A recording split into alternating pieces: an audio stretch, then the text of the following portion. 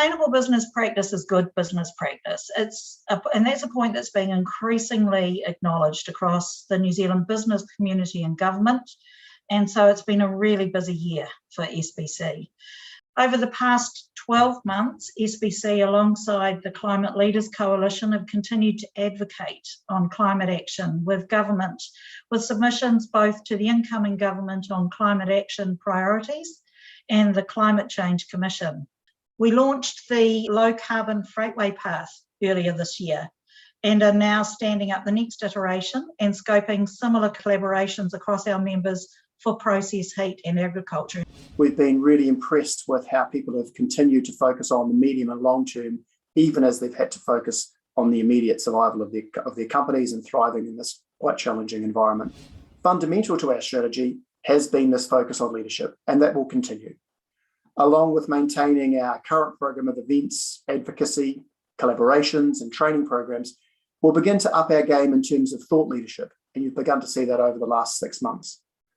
That'll include raising the public profile of the SBC membership through a strengthened and renewed communication program. Climate action is accelerating, and it needs to. As the IPCC's 6th assessment report showed, if we don't accelerate our action now, we face the very real prospect of a 3 to 4 degree world.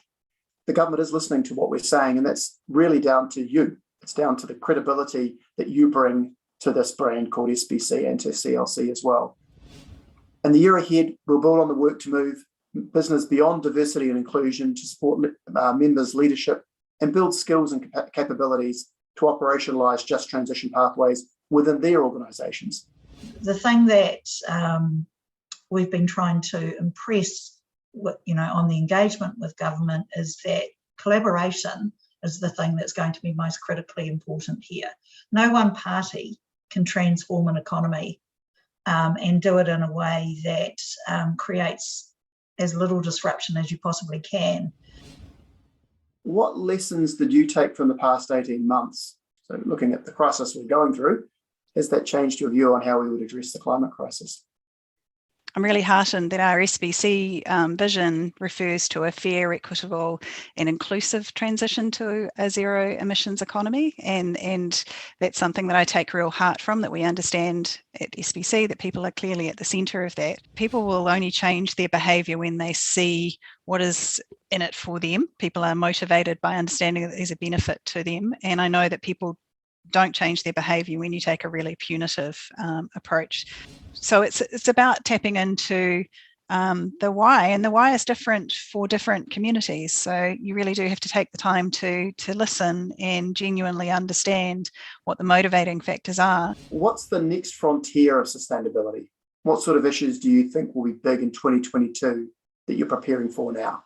There's so much on at the moment, so many challenges, that we need to really keep up the ambition, really keep up the focus, work closely with government, show leadership, so business is prepared to show leadership in this area, and keep right at the forefront of that kind of engagement, and show government and whoever is in power that, we want to work together, and these are long-term challenges with long-term solutions, and reflecting on what Claire said, really bringing people with us on this journey and helping them understand the benefits for them and their children and their children's children.